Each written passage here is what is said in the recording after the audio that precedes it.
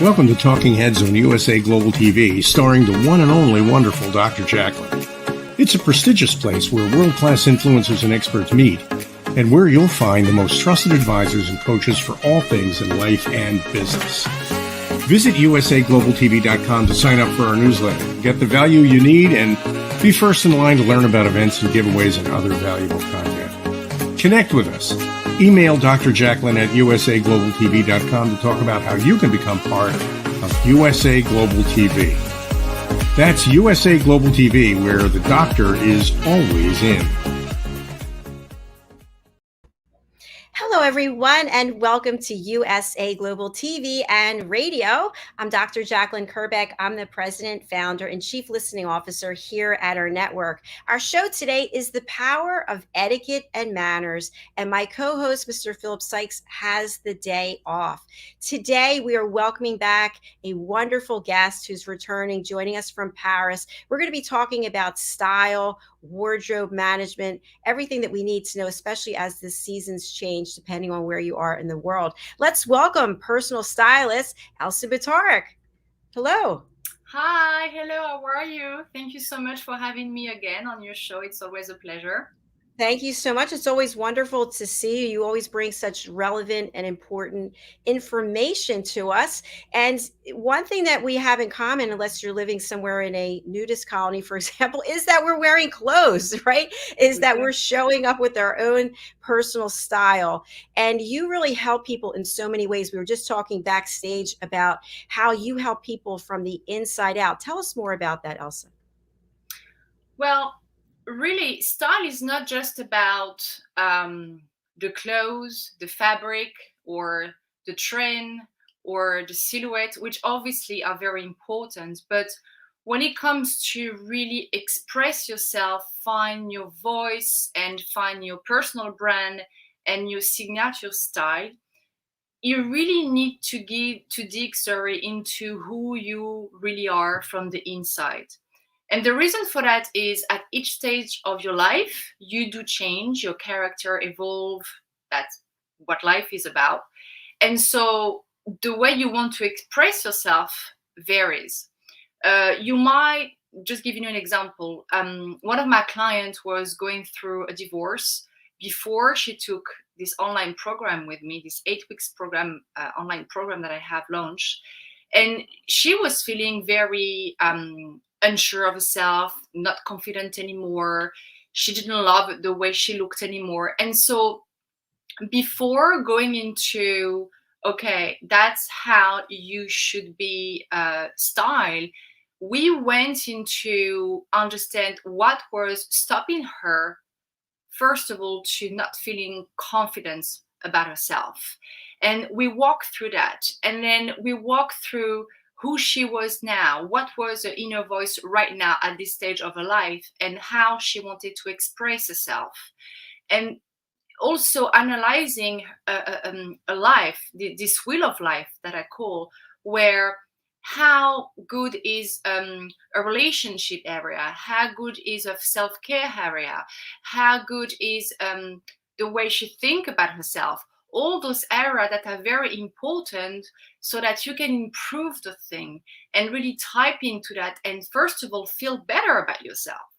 Then when you are at this stage, it's easier for me to take you on the outside, meaning, okay, now we are going to translate that inner part of you to the outside with the power of clothes, with me understanding your body shape, and so what clothes work for your body shape, with me telling you what color works for your skin tone. So then I obviously guide you toward the appropriate color palette. And also the brand, what brand do you want to represent, what message, how, if you were to just close your eyes for a second and picture yourself to the best way possible, what would that be? What word would that be? And that's pretty much the work that I do with my clients. Excellent. Thank you so much for explaining that approach. A question I have for you, you mentioned this woman, your client was going through a divorce. There are many times in our life when we have major life changes or perception of not being good enough or not looking the way that we want to. And I think sometimes people use this as an excuse to not do something. So for example, if you're not happy with the way you look, you're not going to possibly change your style or be open to things because you're going to keep waiting until I lose weight, until this happens. We procrastinate and put things off, but yet we still need to be present and live in the moment. So how do you work with people who are they're not happy with who they are at the moment, but they don't really want to change? They're waiting for something to happen. It's really a matter for them to understand, and I'm talking also from a personal life experience because I've been there, believe it or not, and we are attached to a pain. So we are attached to the current situation. I know it might sound crazy because people might say, no, I'm not attached for me being in that situation. I'm not attached for me being in pain, but your subconscious is attached to it. And that's the reason why we don't take action now, because our mind is designed to protect us. So if you just create that change, your mind's going to be like, whoa, wait a second, you are in danger. Something's going to happen. This is not going to be the way you think it's going to be. So this is pretty much what's going on. And so, I've trained as a stylist, as a personal stylist, image consultant, but while I trained with the Style Coach Institute in the UK, I've also trained into life coaching that was incorporated into that certification. So I went into that throughout the courses, and it's really just about reframing your mindset, reframing the way you think about yourself. And that takes work. And I know it's not easy because your mind is always going to take you back there, especially when you start to do the work. You're always going to experience a trigger. So there's an amazing woman out there. I'm sure you must know about her. Her name is Mel Robbins, and she's an amazing coach. And she has a formula that she uses when she says that when you don't feel like doing it, 5, 4, 3, 2, 1, and you just snap it. And those little techniques are just amazing to slowly make a change in your life. And the thing I think we need to, and I know it's not easy, is just to stop being guilty and forgive ourselves, because at the end of the day, we're just human beings, and we are just here to have an experience, to fall, get back up, and trying to do our best. And guess what? If you fall again, you didn't learn your lesson, that's fine. You're gonna get back up next time. So that's pretty much the way I work with my customer. And I hope you answer your question. Yes, absolutely. Great points. Because we all do fall. We were actually just speaking about this on the last show, Authentic Achievements, about how we make bad choices, but we're not bad people. But yet we hold on to that. And I love what you shared about our mind. Our mind is there to protect us. And so many times we're so afraid to take that step forward. And working with you, it's a full on approach. I love this because it is from the inside out. And so we get to really understand who we are and then what we need to have a style represent us, as opposed to just going and putting on anything that we don't feel really good about ourselves. Exactly. And that's also the reason why I've created this program, because while I was working with many different customers, a lot of the time I found out that, they were liking, and that's not a judgment at all. I'm not judging whatsoever, because we're human beings. You have moments in your life when you feel on the top, and then you have moments when you feel down, and that's okay. And everybody goes through this. And so I just realized that the work was very much deeper than the clothes. You need that connection to really translate that. And that's why I've decided to create that online program to really work with my customer, for those who really want to do that deeper work, to have a full and real transformation. And I've seen that with my last client. When she first came to me, she was not in a good place, and now she's just doing amazing. She has all the tools that she used in her life as well to help her, or the coach who are way more, who are specialized in therapy, or I'm not a therapist, but taking all of those things together for her just made a huge change. Well, congratulations. That must feel great to see the work and know that this person is in a better place because of the partnership with you. Exactly. It's amazing. And that's why I love what I do, because it's not just clothes. You're giving back confidence to people. you're giving back smile. And yes, of course, you help them to save time, save money by having this wardrobe management methodology with them. But it's more than that. More than that. Absolutely. So a question I have for you is, as we age, I'm 59 and a half this month, so that big 60s out there, does that mean I need to change my style? Does that mean there's certain things I can no longer wear or do? Are there unspoken rules or spoken rules? I mean, you have what I call common sense rule, meaning you're not gonna be wearing that mini skirt like you would have done when you were 20 years old.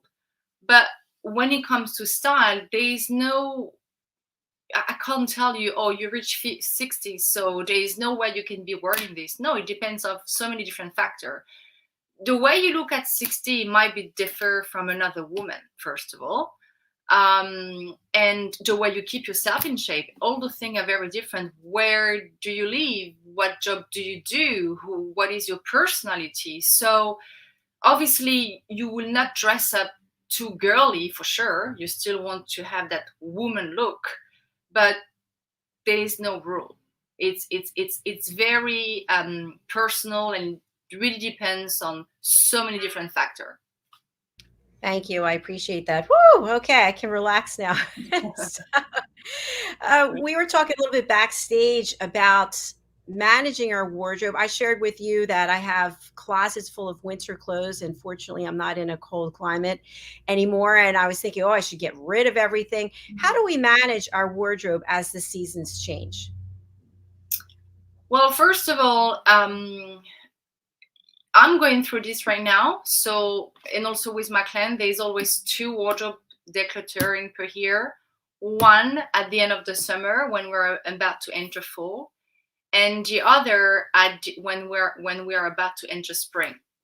And so the way you need to look at this is, okay, first of all, what is my main outfit? Meaning, what is my go-to, my everyday go-to, like the thing that I always wear? That you put that pile here, and this is what you always wear. Then you have the other pieces which are like, okay, maybe right now I do not need this anymore because I've changed location. I'm not really that much in a winter place anymore. So looking at this, I would advise you not to give away everything or to sell everything away, but at least to keep the pieces that you were back there wearing a lot, because you will end up again in a winter climate, maybe for holidays, or you might relocate. So those again are the pieces that you were wearing a lot. For sure, they will be the pieces that you will keep wearing for years. We all have those kind of pieces in our wardrobe. And then obviously the piece that you really feel no attachment to it anymore, perhaps because, well, you don't really align with those clothes anymore because you don't need them. You might have changed job, or it's just not you anymore, or you didn't wear them, the way you thought you would. Then give that away, sell it, and just declutter it. Excellent. Thank you. And what about, I'm guilty of this. I've got some designer pieces from the 90s, believe it or not, and they look kind of beat up. They look like they've really been worn, and I should do something about it. But I keep thinking, I don't know, it's Chanel, it's this, it's that. When is it time to just have a little funeral for it and say, thank you, you've been good to me, goodbye? Attachment is always a big thing. Well, it's time when you feel ready to it. And you also have another possibility, is to alter those clothes. So if you know someone who is really good into that, you can find a way to alter that piece to give it a second life, which is something I've done for clients in the past in Miami. And that might be a way also to keep that pieces, but you need someone with obviously good alteration skill and a good eyes for design. That's one way to do it. And the other way is, just to say goodbye and just sell it. And that's fine. Excellent. Thank you. I do feel like there is a way to give life to something by giving it to someone else. And I've done a lot of that. And it warms my heart to know that somebody who's 20 something is wearing something that that maybe they couldn't afford, or they will be able to afford at some point, but it's just nice to see that it's living on with someone else. Yeah, of course it is. We just have attachment. It's crazy. Like, even me, like, as I said, I'm going through this right now, and I open the box and I'm like, oh no, well, I know I'm not gonna wear that piece, right? But I'm like, no, actually it's a designer pieces, and I bought it in a very cool vintage place in New York, and I don't know if I'm gonna be able to find that piece anymore. Well, yeah, okay, but you don't wear it since, I don't know, maybe 7 years. So what's the point to have that piece in your wardrobe? So the attachment is something that it's not easy to let go of, and we have to. But that's why I always say, when you invest in piece in your wardrobe, you will always realize that the one that stays forever are the one generally that are either the more classic, or the one that have a statement for most of the time. The one that are in between are generally the one that you let go of. You read my mind. Thank you for sharing that. Okay, I want to talk about something that I used to get really excited about, super excited. I still love it, but I'm not as excited. I'm more excited about technology, but shoes and bags. Okay, shoes and bags. So, does it make sense to spend more money on the shoes and bags than it does on the actual clothing? Or, have that staple fabulous designer bag with the matching shoes? Or does it make sense to put more money on your back as opposed to what you carry and what's on your feet? I personally invest in bags, shoes. You have secondhand option all the time. And the good thing with clothes is that nowadays we have a lot of good option with contemporary designer and also secondhand clothes. But investing in perhaps one very good jacket or one very good coat can also be something that you want to do, because it will definitely elevate your look. The cut will be definitely different. But investing in good bags and shoes are a good way to go to, because you will keep it for years. And when you do that, when you really have to prioritize your investments, focus more on timeless design that will not go out of style, design that will stay no matter if you wear them in the winter, in the summer, or in a casual way, or in a more dress-up way. That's what I will suggest. And if when it comes to investing to a coat and a jacket, same thing. Try to invest into something that has, even if it has a little bit of an edge, which is fine, but keep it more classic. So then it's something that always comes back into trend. And for shoes, it's pretty much the same thing. But I have to say that sometimes I can be disappointed with designer shoes. You pay a lot of money for them, and the quality sometimes is not as good as it should be for the price you pay. So that's why secondhand is also a good option. I know not everyone is very comfortable with secondhand shoes, but you do find shoes that were never worn and that are actually sold on secondhand online retailer. So yeah, that's my advice. If I were to show you my latest bag investment, is actually this bag that I bought the other day, because I was in need of a working bag, and I wanted a bag that could go with everything. And even if I didn't carry my laptop, I could still carry that bag. So I went to Celine, which I'm sure you know, and I bought this one, which is a classical one. You can Beautiful. you can either carry on like this, or you can put it, on your shoulder here. And it's an investment, but I know that in 10 years from now, I will wear the bag, because the design is so classic that I will not get bored of it. The color is a black color, and it's also very useful.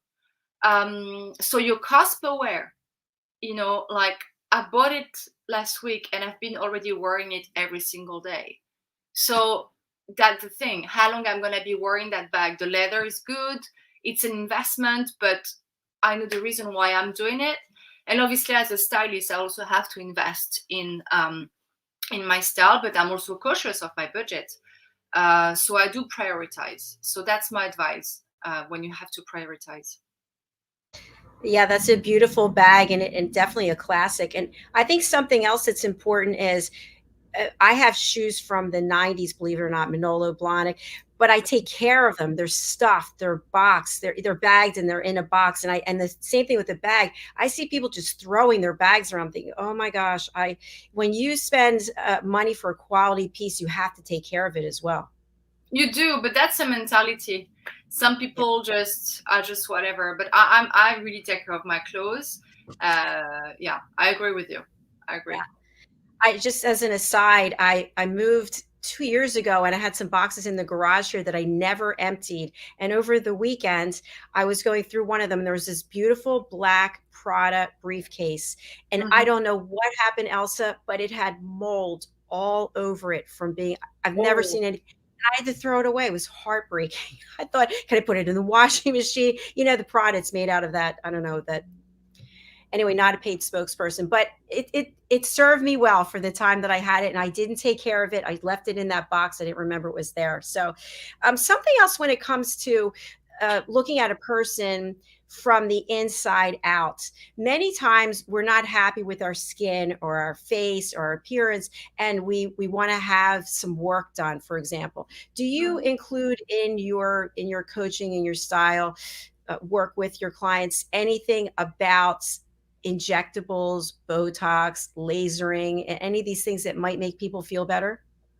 Well, I do Botox myself. I do some filler 2 to 3 times per year, which makes me feel better. It's also very natural, so it doesn't go towards making me looking like someone that I'm not. When it comes to that, I know very good doctor, so I send my client to them because I'm not a doctor. So it's hard for me to say, hey, yeah, this is how you will need filler, this is how much Botox they're gonna put you or whatsoever. So I can't step into that. But yeah, I mean, there's no shame. I'm not ashamed of saying that I do it, and I'm very happy with it. After I had my daughter, I did, how do we call this in English? Lipo on my legs, lipo. Yes. Okay, so I was not sure about the word in English anymore. So I did that. And I think if it's something that makes you feel better and you feel that you need it, there is no shame. To me, surgery is not. It's funny because some people see surgery as like, oh my god, this is bad, you fake. I mean, no. If surgery is done correctly and they don't go like beyond something that is not you, and they respect that, well, it's completely fine. What I don't like about surgery is this new trend we can see everywhere on social media where there is one new beauty standard where everybody has to look the same and everybody does the same surgery. I don't really go with that mentality, to be honest with you. But when it comes to make sure you look better, you look younger, you have more, your skin looks, more vibrant or whatever it is, I mean, yeah, I mean, go for it. There's no reason why you shouldn't go. Yeah, you look great, by the way, and Thank you. thanks for your transparency. I've been getting Botox and fillers for 30 years, but I haven't had it for let's see, June was a year. But I Mm, will get it again when I leave this island to go back to Florida. I will get it because there's something, I don't know, you just feel refreshed. It's of like course. you went away on a trip or something and you came back and wow, you look younger and more awake. So I think that there's a lot to be said about how you feel, you as a person feel about it. And of course, we've seen all kinds of dramatic work where people don't look like themselves Mm, anymore. And that's if that's what they wanted, then that's okay for them as well. So, mhm. but I feel like it goes, that kind of work goes with the whole package of how you feel when you show up. Of course, I agree with you. I agree. So, if we talk about people who are in the workforce, they're actually going and meeting with clients, they're leaving in the morning, and then by the end of the day, they're going to an evening event. What are some pieces or some suggestions that you have of how you can go from day to night with you leave the house and then you're on the rest of the day? So again, it really depends on the person lifestyle, the person work. But just to give you an example, a woman who might work I'm just taking an example, in a marketing advertising agency, and she can be casual, so to speak, during the day, okay, and she has to go that same night to an event, and she doesn't have the time at all to change. So let's say that she's wearing her denim, a very nice slim white shirt, and a blazer on her. But at work, she's maybe wearing a ballerina or a sneaker, which is very trendy now to do. I would say to her, okay, all you need to put in your bag are a pair of pump.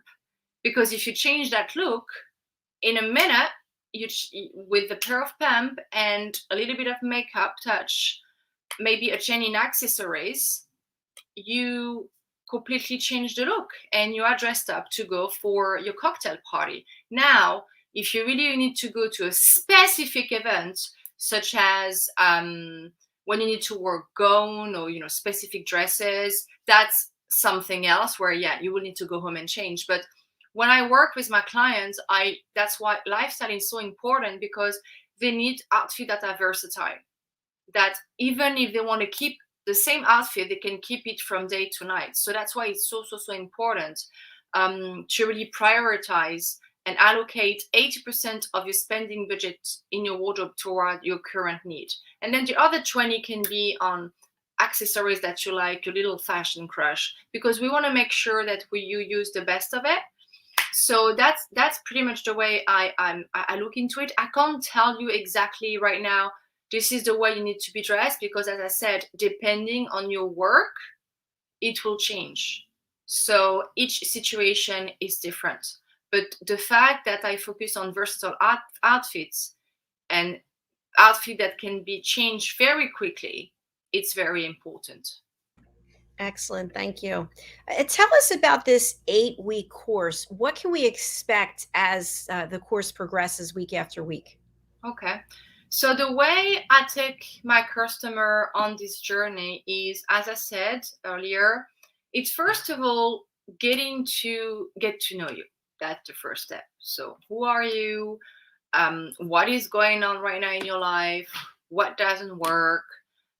Pretty much assessing your life, from your personal life to how you feel inside you, to your wardrobe, your style, and pretty much the reason why you want to make that change.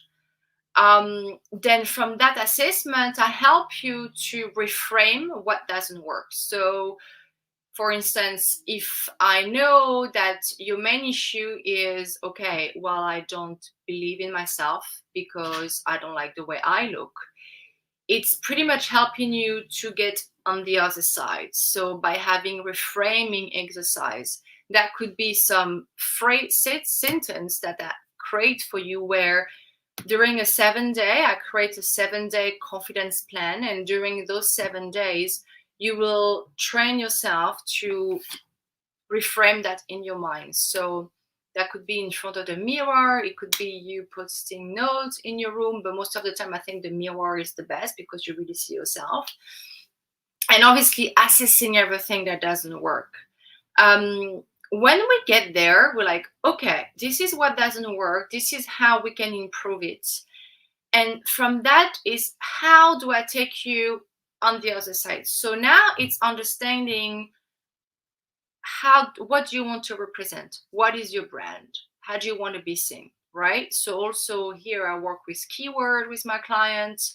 And then we go into the more, I would say, physical thing, like tangible thing. So then I start with your wardrobe. Okay, what doesn't work in your wardrobe? How can we screen your wardrobe? What are the mistakes that you're doing over and over again, and help you to, audit that wardrobe and clear that wardrobe and restart fresh. Then it's also about understanding your style personality. So that's why the inner work is so important, because by understanding this, I can help you to translate this with the clothes. Then we go into your body shape analysis, your color analysis. Then we craft again your personal brand message, even though we went through it earlier, but we craft it again, because as I'm taking you through the process, you feel more confident anyway. So we craft that again. Then we go into the personal styling stages, where I do recommend clothes for you, style for you. So when I work online, I have tools for that. So I'm able through the app to have you take picture of your wardrobe. I'm able through the app to create mood board for you. Then you can just click and buy. I'm able through all of this to do the color analysis, the body shape analysis. I can do everything online because I do have the tool. And then once we go through that, then I create this new wardrobe for you with the new item that work for your lifestyle, for your style personality, for that person that you want to represent. And also, most importantly, you do really feel better about yourself, because you've been through that. Okay, this is what doesn't work. This is what's stopping me. This is my limited belief about myself. And this is how I can change this and improve it. Sorry, I have something coming up into my, yeah. So yeah, this is pretty much it about my 8 weeks program. It's a very comprehensive program, and I could see how, as a person graduates, they feel so much more in control about their personal brand. And that in of itself is a confidence booster. It is. And I'm also giving them the tool to do it. So those tools are tools that they can keep with them forever. So no matter what's going on after, if they go back into that moment where they don't really feel good about themselves anymore, something happened again, well, they do have the tool. They have the tool to at least, reframe their mind, to understand again this self limit belief. I give them the tool to understand how to dress for their body shape, for the lifestyle, so they also can go back into it by themselves. It's a takeaway. It's not just one shot session. It's something they can take away with them. Yeah, that's a big advantage. It's a big plus. I'm wondering, you're in Paris, which is the fashion capital of the world, one of them at least, and you've also lived in Florida. I live in Florida part-time too, and to me, I've been to Paris a number of times. I love Paris. There's such a difference overall in general. It's a very general statement, but to me, Parisians dress so well and they carry themselves so well. And when I think about Miami, it's more casual in a lot of ways. People are maybe not dressing up as much, but maybe things have changed. What are you seeing? Well, the whole thing about the French woman, it's to be effortless, stylish. So you will always see that with Parisian and French women, where they do dress up, but it always look like they didn't make a lot of effort for it.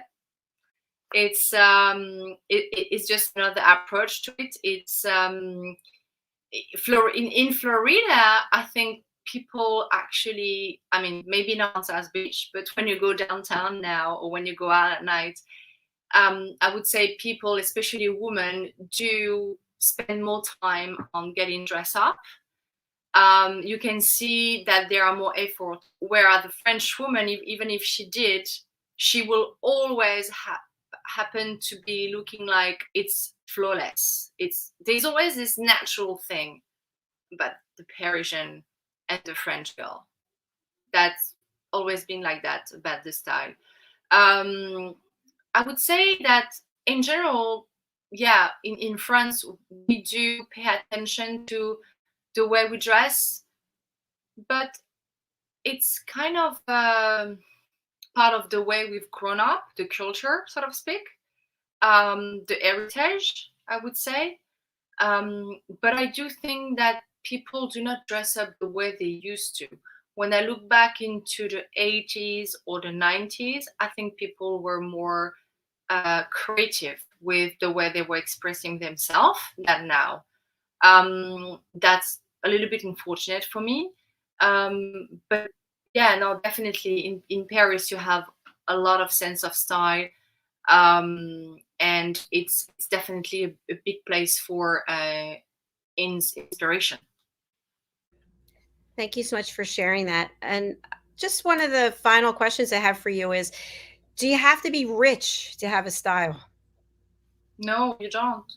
It is true that yes, you need to have money to invest into designer pieces, but today we do have option with less expensive item, which are also quality item. Obviously, it won't be like a designer, but you also have secondhand option. You will obviously have to prioritize your budget because the budget won't be the same. But I would say for women, it's easier than it is for men because we have many options. With Zara, you can also find a way to look very good and look very expensive. That's completely possible. So that's the advantage for women. For men, investing in a good suit is always something. Like for the woman investing in a good bag, but the woman can find option, right? So that's different. But you don't need to be rich. Obviously, the richer you are, the more you're going to spend, but it doesn't mean that you can't dress up.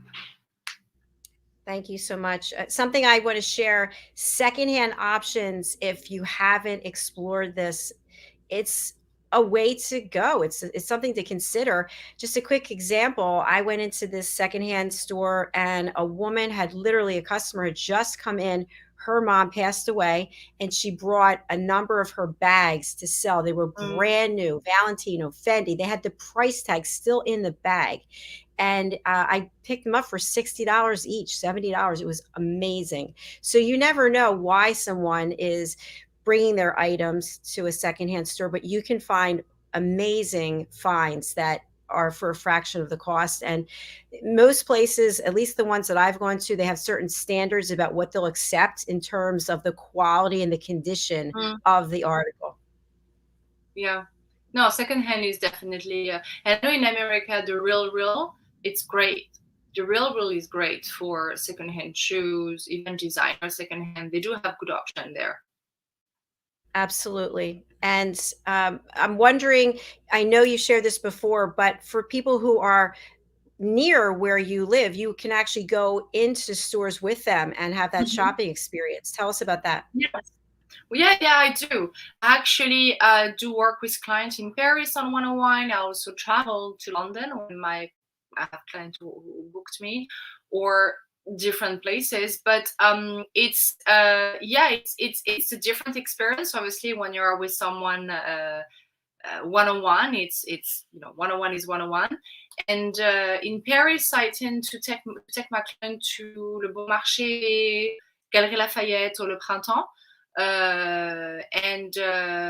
It's I have the choice that I have is just amazing. I mean, each city have their own trend, their own culture, and having worked actually in different places, I definitely understand what works best for those different cities. But 101 is the same process. Is just 101. So if I do a wardrobe analysis with you and then a personal styling with you, I'm gonna do that over 2 days. So I will go that day to your place. I will work with you, see what doesn't work in your wardrobe, see what we can keep, see what item we need to add, and then the day after, we will go together into that one store where I will actually pull clothes for you, pull new style.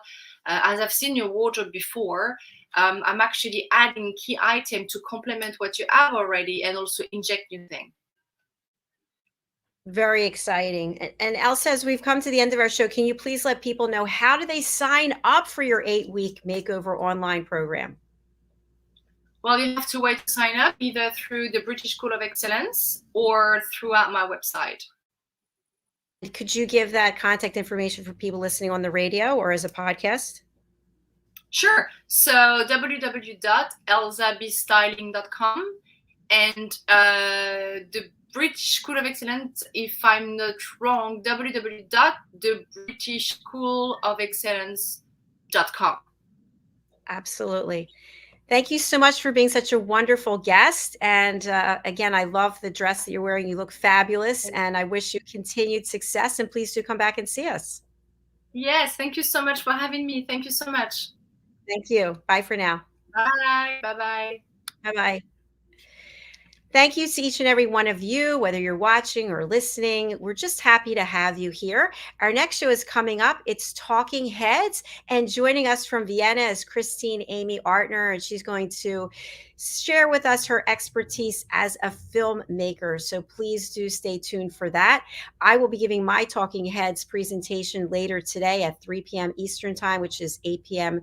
British Summer Time, and sharing more information about how to start a business, some things to look out for, the one mistake that people make on a regular basis, what to look out for.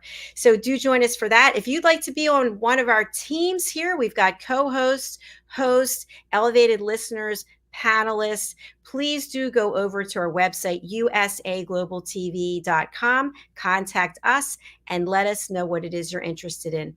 All right, we'll be back momentarily with Christine Amy Artner and Talking Heads. Thank you, Elsa. Thank you to the British School of Excellence. Thank you to Leanne. Thank you to Philip. We'll be back soon. Bye.